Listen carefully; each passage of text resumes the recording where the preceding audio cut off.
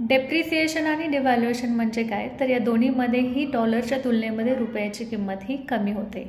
किंमत कमी होते म्हणजे काय, तर आज समजा एका डॉलर मागे तुम्हाला 70 रुपये द्यावे लागत असतील तर रुपयाची किंमत कमी होते. म्हणजेच काय, तर एका डॉलर मागे समजा तुम्हाला आधी 70 रुपये द्यावे लागत होते, आज समजा 80 किंवा 85 रुपये द्यावे लागणार.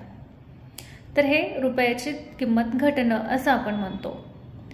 तर मग फरक काय आहे, तर डेप्रिसिएशनमध्ये लक्षात घ्या, ही जी रुपयाची डॉलरच्या तुलनेमध्ये किंमत कमी होते ती मार्केटच्या डिमांड आणि सप्लायवरती ठरते.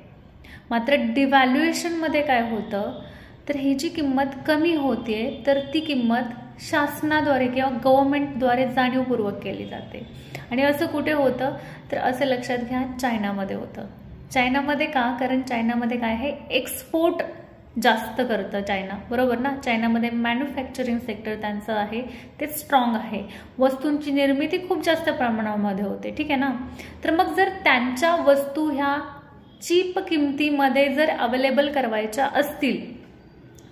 असतील इतर मार्केटमध्ये, इतर इंटरनॅशनल मार्केटमध्ये, इतर देशांमध्ये, तर त्यांना त्यांची जे चलन आहे त्यांचं, बरोबर ना, युआन चलन आहे, तर त्याची किंमत ही डॉलरच्या तुलनेमध्ये त्यांना कमीच करावी लागणार आहे. आणि त्यामुळे काय होतं की एक्सपोर्ट वाढतो त्या देशाचा. तर यालाच आपण अवमूल्यन म्हणतो किंवा डिव्हॅल्युएशन म्हणतो. तर फरक लक्षात घ्या, डेप्रिसिएशनमध्ये काय करतं, तर मार्केटच्या डिमांड आणि सप्लायनुसार जी तुमची जी डोमेस्टिक करन्सी आहे तर त्याची किंमत डॉलरच्या तुलनेमध्ये ठरते.